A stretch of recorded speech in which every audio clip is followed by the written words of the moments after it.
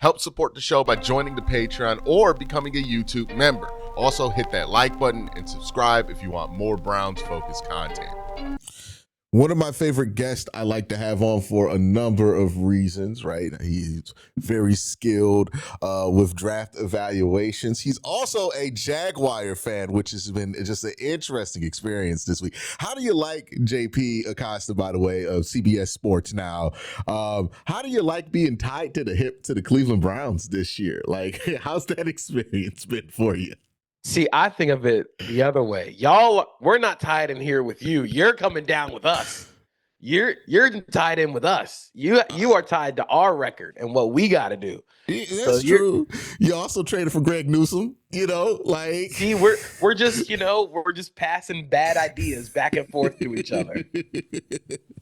Well, let's start here. I want to start this conversation off about wide receiver, because we know that the Cleveland Browns have things that they need to handle at quarterback, right? But that's not the only problem that they have. They have wide receiver issues. They have offensive line issues. When you look at this wide receiver class and you do like a brief overview of it, what are your takeaways so far just from right now in the college football season of what this class could be?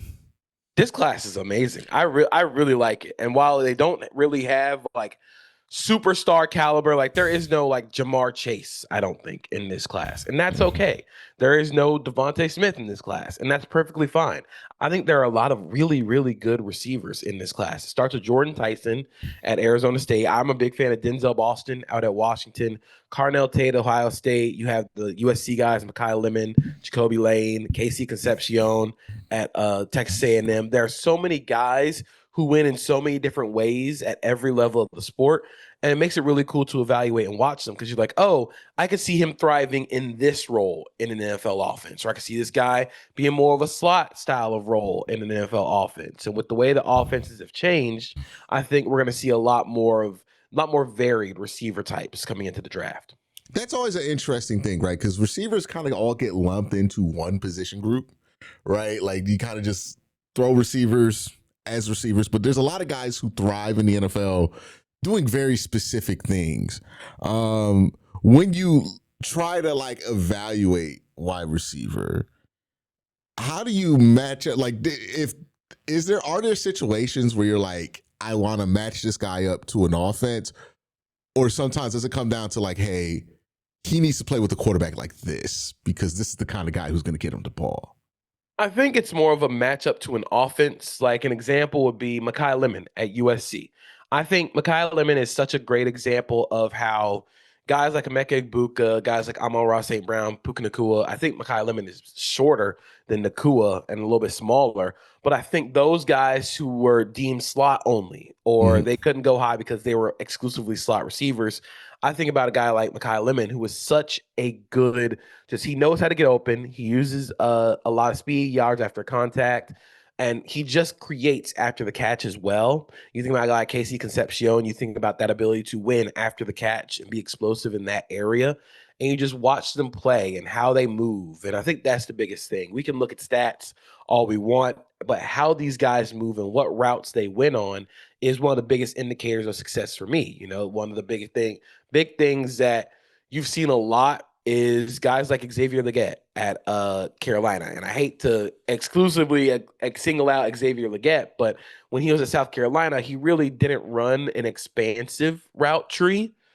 And that sort of thing is one that kind of causes a little bit of alarm bells. So if you're not running an expansive route tree, but also not this super dominant or shifty guy after the catch, those tend to cause alarm. But if you're able to win at different levels of the field, if you're able, like, how you win matters a lot more to me than just obviously looking at the stats.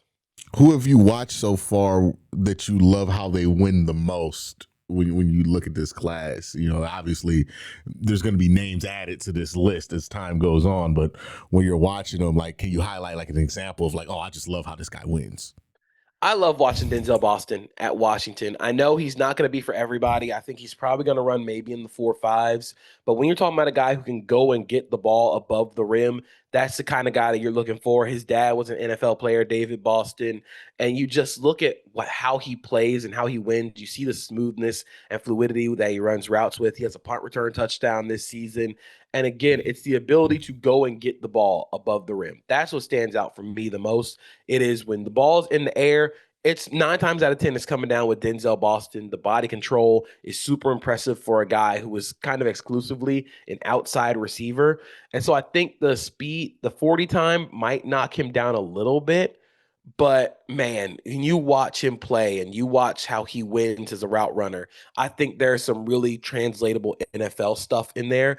And I've loved watching Casey Concepcion at Texas A&M. They get the ball to him in many different ways, jet sweeps, screens, but he is a ball of lightning every time he touches the ball. I think it's super cool watching how A&M will try and get him going across the field and also downfield. And he's grown as a receiver when it comes to focus drops. And I think that's something in an area where he's improved a lot. So I'm curious to see what the NFL thinks of him as we get more into draft season. What's your favorite measurable for a wide receiver, right? Because we talk a lot of smack about measurables in the pre-draft, like, oh yeah, people take them too much.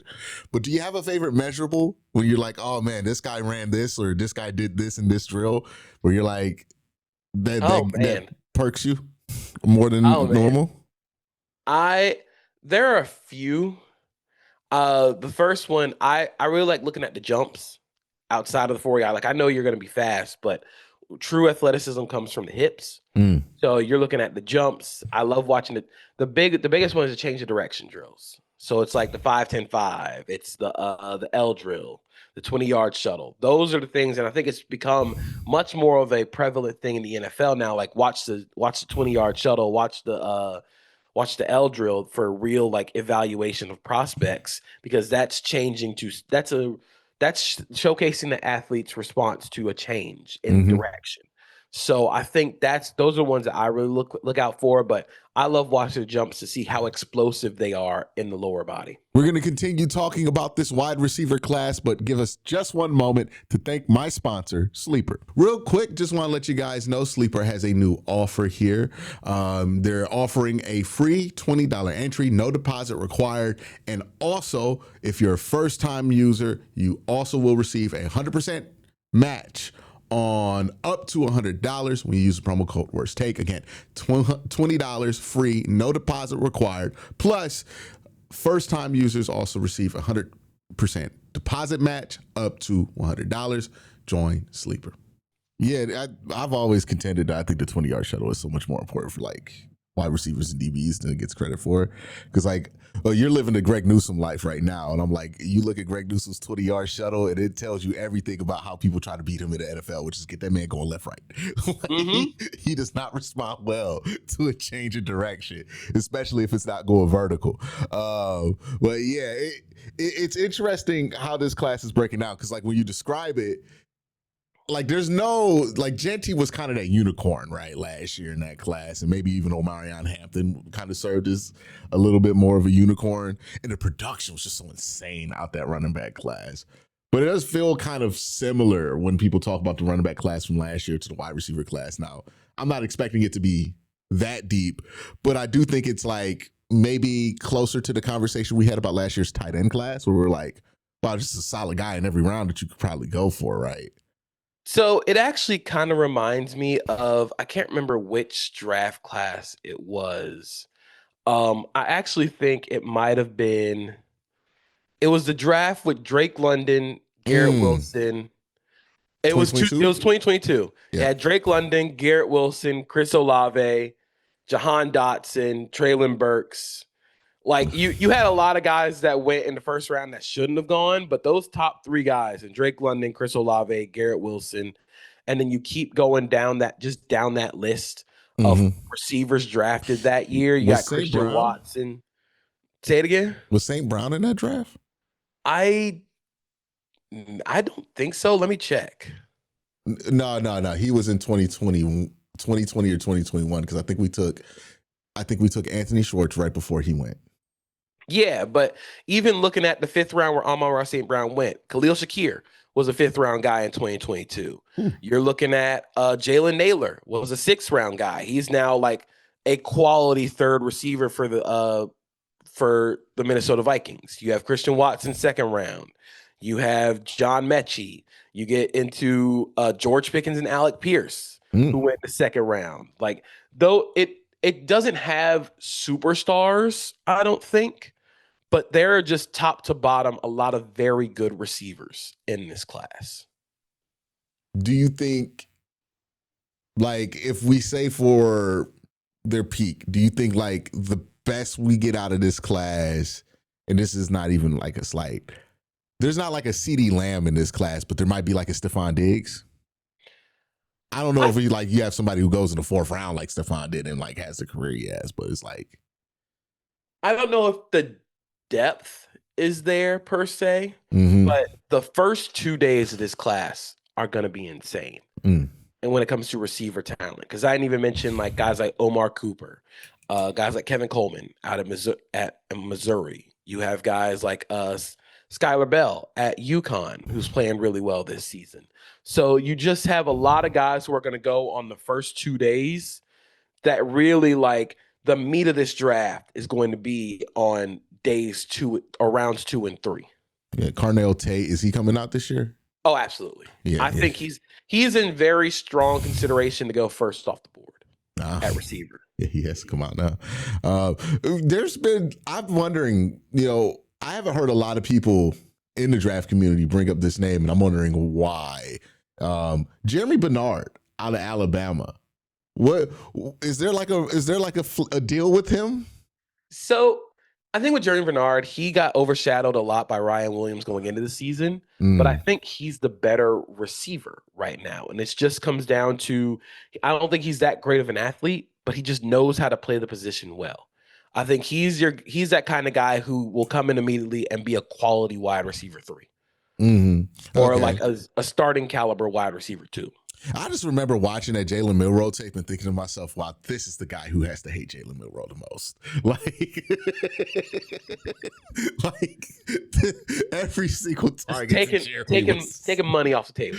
Oh, yeah. I was like, man. Because, like, Ryan Williams, he just be throwing that thing up to Ryan Williams sometimes. And it's like, okay, I can see Ryan liking Jalen. I know Jeremy was like, you know what, Ty Simpson, I am welcoming you being here. Hey, you know what? You'll get me the ball in the 15, 18-yard area, and I can work with it. I like that guy. No, I remember when the Eagles drafted Jalen Hurts, everybody was like, it's a reunion of Alabama. And I'm like, have we asked Dante Smith how he feels about this? About why he left. Because I don't know if he was, like, they said the wide receivers was happy when Tua took over. Right? And now he like, well, I'm locked in, pro-life on this. Okay. Yeah. So we're looking at the wide receiver class. There's a question I wanted to ask you about wide receiver play in general, because this has been the funniest talking point on NFL Twitter. Medicine balls.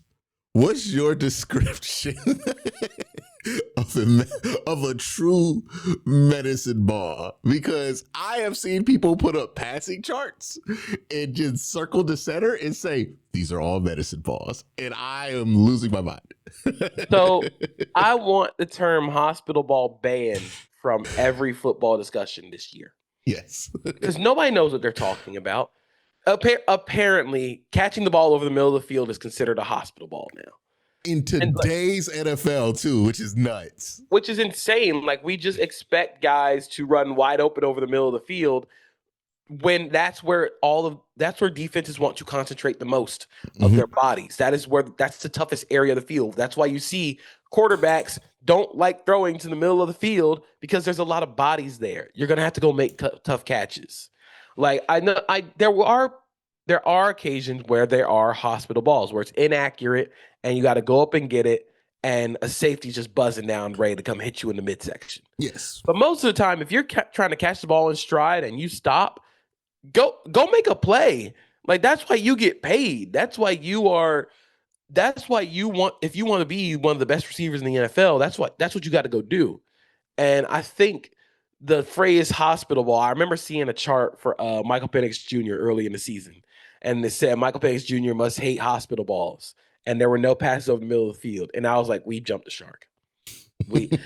Let's never use this phrase again. You have to pass the test. He's he not just throwing it sprays in the middle hospital field. ball. That's actually good. He's protecting his wide receiver. Yeah, he's just not using the middle of the field. That's actually a good surprise. No, I was having this conversation. I'm like, I don't know how this got to this point because I feel like there's always been an easy explanation for what's a hospital ball. Did your wide receiver have to expose their rib cage to catch it? Like, Yeah. was it in a coverage where there was somebody sitting over the route? Like, if that didn't happen, then that's not that. And that's just the modern definition of it. Go tell Michael Irvin about this concept, right? Like, Yeah, like Michael Irvin used to go catch passes over the middle of the field. It's not just about like the pass is thrown over the middle of the field. It's if you're high throwing over the middle of the field. Like that's the problem. Like you got to go expose your body, like you said. So I think people have used the term hospital ball just to say anything over the middle of the field and not actually get into why, like in the location of the pass. That's what's considered. That's what's making it a hospital ball versus what's not. that is a perfect description of like how like short form blog posting like Twitter kind of like has an effect because you can't explain what the nuance is in the conversation. So then people just take the buzzword and go, that's the whole conversation. And then that's how they learn football. And now every time they're watching a game and the quarterback throws the ball over the middle field and somebody gets hit a little bit, hospital ball. Like, it's Enough. it's insane. I saw somebody call something a hospital ball, like he didn't even get hit. Like the ball was low, he caught it low. He's on the ground, he got tagged. He's not going to the hospital. He's getting a first down. He's getting paid.